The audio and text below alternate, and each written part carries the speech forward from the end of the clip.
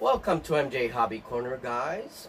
This is a special little Sunday. update. Yeah. Normally we do not work on Sundays. Mm-hmm. Sundays is our day off, but we are doing this little video on Sunday because I just received my stargrave rule book, and so I'm very excited about it. We've been talking about stargrave for a while, and I know that the community has been very excited about stargrave. So we're gonna give just a few tidbits about the rule book and what we're gonna be using for our upcoming stargrave game. We're excited about stargrave. Yes, too. absolutely. Not just our viewers. I mean, we're excited. Yeah, we're very excited about stargrave, and I have my crew already picked out. Yes, he does. I have my captain and my first mate. I'll show you guys that in a minute. And we're just going to show some of the miniatures that we will be using and some of the terrain that we will be using. So first and foremost, Julie, you being you wargamer and all, you've played Frostgrave already. I have. I know it's been a while though. It has. It's been a while. Yeah, it has. And it'll take me a little bit. I have some questions about the things that we're going to go over because it'll take me a little bit. Yes, I've played Frostgrave and I like it. So, so then let's get into it. So, basically, what do you need? Well, obviously miniatures. I have some miniatures here that we will be using, and we will be using a wide variety of miniature ranges. Dark Age Apocalypse. I have miniatures from Mantic. A lot of Mantic miniatures. Their sci-fi range for Warpath. I think they're going to be great for Stargrave. We are using an occasional 40K miniature here and there. My captain. I had to use an orc. Of course you did. Yeah, I like orcs, and I've never played orcs, and my captain's going to be an orc, damn it. There you go. Now, he's not going to be of the orc race. I'm going to call him something else. It's going to be a different race. Okay. Right? But it's going to be a brutish, kind of big, troll-like race. Right, okay? And then we are using miniatures from Gates of Antares as well to supplement. And we're getting models, actual Stargrave models. That's a good point. We will be getting them. Yes, we will be getting an official Stargrave box because I want to unbox them here, and that will add more to the collection. So we will have more, official Stargrave figures. That now you also need a lot of terrain, and McCullough does mention this in the book. Which I love to see because I love using terrain. Our tables are normally packed with terrain. Yeah. I love it too, though. I really do. I think it really makes the game more fun. Yeah, it does. And in Stargrave, you're going to need a lot of terrain. And other than that, of course, the rules and basically D20 dice. Yes, D20 dice. It also says monsters. Yeah, that's right. We will need some alien creatures, and for that, I will be using some of my own sculptures. So you might see a couple of sculpting projects. Awesome. Coming for Stargrave. So monsters. Tokens. Mostly data tokens and physical loot tokens. Right, physical loot. Yes, that's here too. Yeah. So, you know, you will notice that the phases are organized the same way. You have a captain phase, a first mate phase, a soldier phase, and creature phase. Right. Right? So, in that sense, it's very similar to Frostgrave, the core mechanics. So, that's a good thing. That does make it easier if you're familiar with Frostgrave, obviously. If you're not, it's still easy to learn. It's still an easy game rule set, right? So either way, whether you've played Frostgrave or not, you're going to catch on pretty well. Now, the combat system is interesting. The shooting. For shooting, you have a shooting roll, and your target, the other player, is going to do a combat roll. Okay. Kind of a defensive roll. Right, right. Now, your opponent is not shooting back at you. Basically, he's doing a defensive roll. The shooter checks the range, line of sight, any bonuses that you may have, and then your opponent does a combat roll. He or she, well, in this case you, would use your fight stat.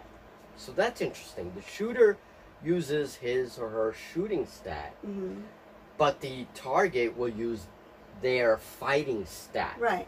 Okay? And then any defense modifiers that the opponent has.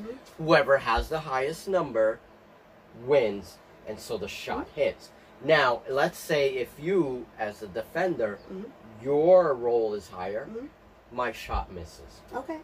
So it's a very straightforward, and again, very much like Frostgrave in that sense, right? So again, if the target wins or scores are equal, the attack misses. So I just thought that was interesting. So very cool. I like that. I agree. Of course, if the shooter wins, you add any damage modifiers and subtract your target's armor. Right. And any damage multipliers that the weapon has, you add that, and that gets subtracted from your opponent's health. Okay. And that's probably going to be a whopping damage. His games are very killy. Oh, I love it. Yeah. I know. And you guys know in Frostgrave, 2nd edition or even 1st edition, archers, they have a lot of power in that game. Yes. All right, which is why you need so much terrain. The same thing. You're going to need a lot of terrain to take cover because these weapons are going to do a lot of damage. The good thing, building off what you just said, is that if you are looking for a new game, any one of his games is a good one to try, because then you've got a plethora of games to choose from because they're similar, and it's not going to be like learning a whole new game, really. That's a great point. That's a great point. Absolutely. So, yeah. Okay, so another thing I want to just mention about the rules is the powers. Now, here's something interesting.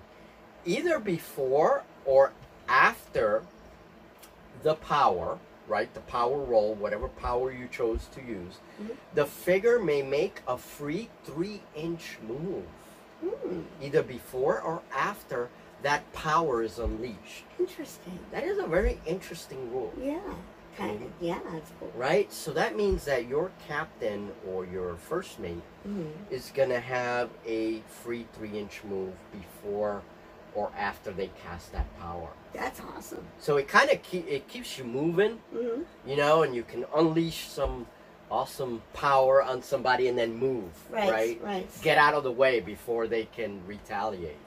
So, and then the other thing is stun. We will need stun markers in this game, so prepare some kind of stun marker. Okay. And one of the interesting things about getting stunned is that your figure receives a +2 to fight rolls when they are stunned. And I think the rationale to this is, as the book says, when you are stunned, your character is looking for any way to take cover and to you know, remedy the situation. Right. So that's why they get the +2. Interesting. That is a very interesting way of approaching it. It is. It is an interesting way of right? approaching And so, and this this +2 is against shooting attacks, because again, your character's desperate to look for cover. Yeah. And will most likely find some cover. Yeah. So you get that +2 against shooting. Makes sense, I guess. I think, yeah. It's not something I would have thought of. No, but, really, yeah. Now, the unfortunate thing about stun is, of course, your character was stunned. He's only going to get one action the following turn. That makes sense. That makes sense. Yeah. Because he was stunned. So, obviously. Yeah, no, for sure. You get a good thing and you get a bad thing. And yeah, and both things make sense. Yeah. Yeah. So, that's going to be very interesting. So, we will need stun markers.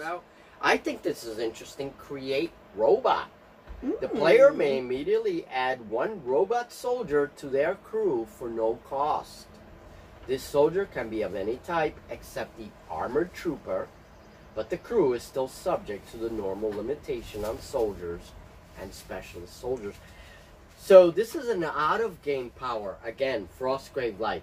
Mm-hmm. Where you have out-of-game spells. Yes. And in-game spells. Mm. Same thing with this game.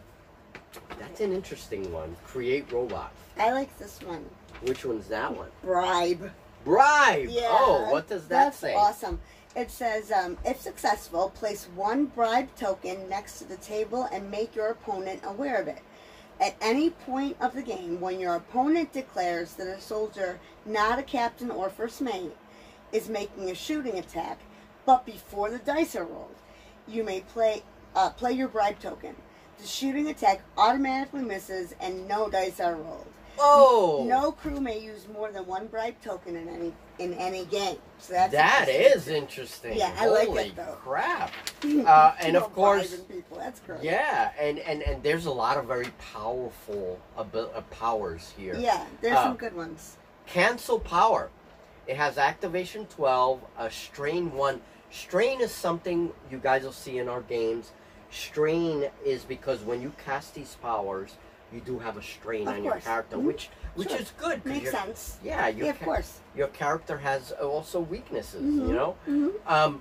Immediately cancels all effects of one ongoing line of sight power. Oh. It has no effect on powers with other designations, so it has to be a power that uses line of sight. Okay.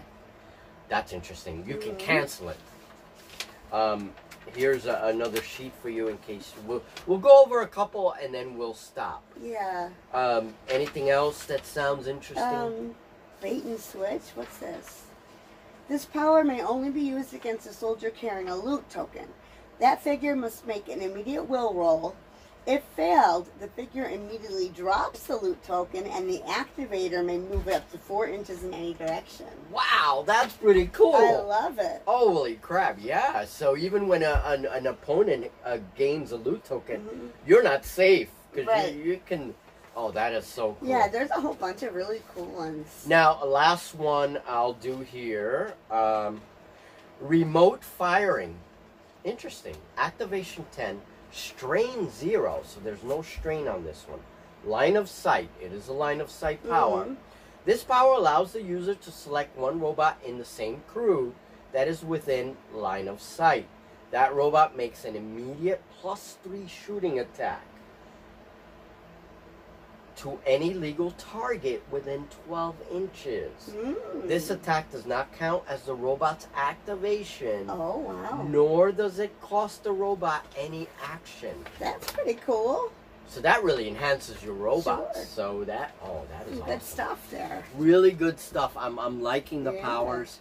So we're going to show you very briefly a couple of the terrain projects that I have for Stargrave that you will be seeing this week before the game, and some of the choices that Julie has for her crew. Okay, and so these are some of the female figures that I have, and Julie, you know, she wants females in her crew, of course. Of course, because, they're always mainly females. That's her thing. That's my thing. So we're using some Dark Age Apocalypse figures. Let's bring this into the light. And I will be repainting this figure. That was Janice, right? This was Janice in 5 Parsecs. Yep. So she may be joining a Stargrave crew. Coolness. We have this chick with the mohawk. Cool. All right. And she's very cool. Dark Age Apocalypse. This is also Dark Age Apocalypse. I really like that one too. Yeah. She's really cool looking. Very Stargrave. Yes, I I like it. And then if Julie wants to have a healer or a medic. Most likely. All right. This is a good figure.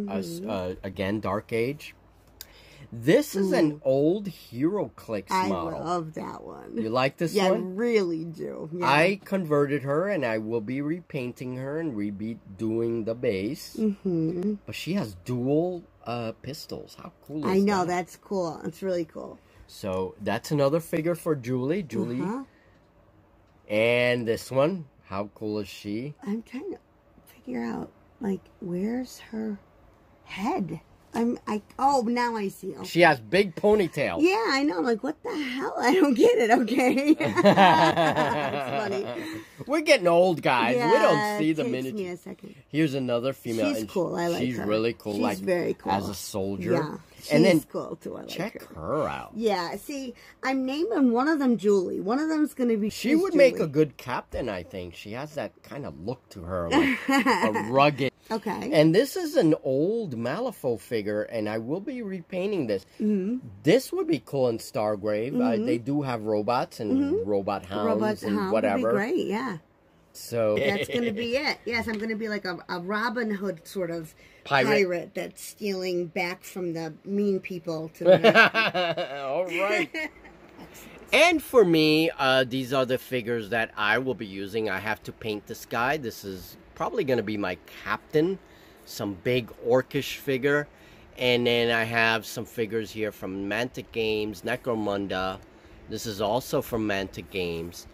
And I really like this one as sort of a medic or you know, it's holding some kind of objective there. So I really like that figure, and I still have to finish painting them. Julie just helped me out there. And here is another soldier figure from Mantic Games. I like that one. Yeah, he's really cool. Yeah, and they're all cool. I don't mean it that way, but I mean that's just interesting. And it's going to be a very motley crew. And for robot characters in Stargrave, I'm relying very heavily on Dark Age Apocalypse. And these are some very, very cool figures. So a lot of these will be showing up in Stargrave, either as robots or as enemies. You know, robot enemies. We'll see what the scenarios bring. But a really cool lot of Dark Age Apocalypse figures. And I really like all of these figures. Now, I may be repainting or touching up some of these figures. These are old in my collection. But definitely a good lot of robot figures. Monsters, like I said, I will be sculpting some of my own aliens, but this is a cool creature from Reaper Miniatures, and this is a Reaper Bones figure. This looks like a very cool creature. I'm gonna check the monster lists, the bestiary in Stargrave, and see where this figure may fit. But that is definitely another figure that I would like to add. I really like this figure. Okay, and here is the new craft that I am building from a bunch of different recycled materials. I showed this in one of my videos previously, but it has advanced a bit. I am hoping to finish this by the end of the week, and I have a lot of work still. This is still in its infancy, basically, this project. But I added some Avi's clay and to fill in any of the gaps and give some shape and strength to the cardboard in this area. And I will be adding a little more Avi's in this case. There will be a hatch here, a couple of hatches, some weapons, and then this ship will be ready. This will be the second ship that I make for my sci-fi games. And not just Stargrave, but other games as well. That was our take on Stargrave. Again, this is a special little video because I have not had the chance to talk about Stargrave, and we thought, why not? We'll just do a little talk. It's Sunday, every other Sunday, Julie and I do a special talk video to update the channel on everything. Right? It's like our little news video for the channel. But this was something a little special, a little different. Yeah, well, it is a little special, isn't it? Stargrave's exciting. Stargrave. Yeah. So, the obvious question is going to be, when are we having our game? We're going to try and have our first Stargrave game by next weekend. That is the goal. That's the goal. That's the goal. We always start the week with a really great goal, and then somehow we fall short of it just a little sometimes. But we've been pretty good with keeping up with our goals, I think. It's been difficult lately because I've been ill, So I haven't been in the studio as much as I would have liked to this past week. So hopefully next week will be better and we'll be able to get everything accomplished. Absolutely. And Steve, our third team member, may actually join us. He will be. Yes. I'm going to have him start his own crew. And the three of us, we're going to battle it out. Yes, absolutely. So you should see some cool Stargrave battle reports. Definitely, definitely. And just to say that Deep Wars will be up tomorrow, right? A little preview for that. We will be finishing that game. Definitely, we'll be up tomorrow. And Steve and I, hopefully, we're still pushing for that Dragon Rampant game. So that's another update. A lot of stuff coming up this week. A lot of Stargrave related stuff and a lot of other stuff. So stay tuned. Stay tuned for this week. Thank you for subscribing very much. And if you're not subscribed, thank you for subscribing. Go ahead and do that. And like the video, please. That would be nice too. And come join us on all these shenanigans. Yes, please join the ride. Have a good one, guys, and thank you for watching Stargrave next week.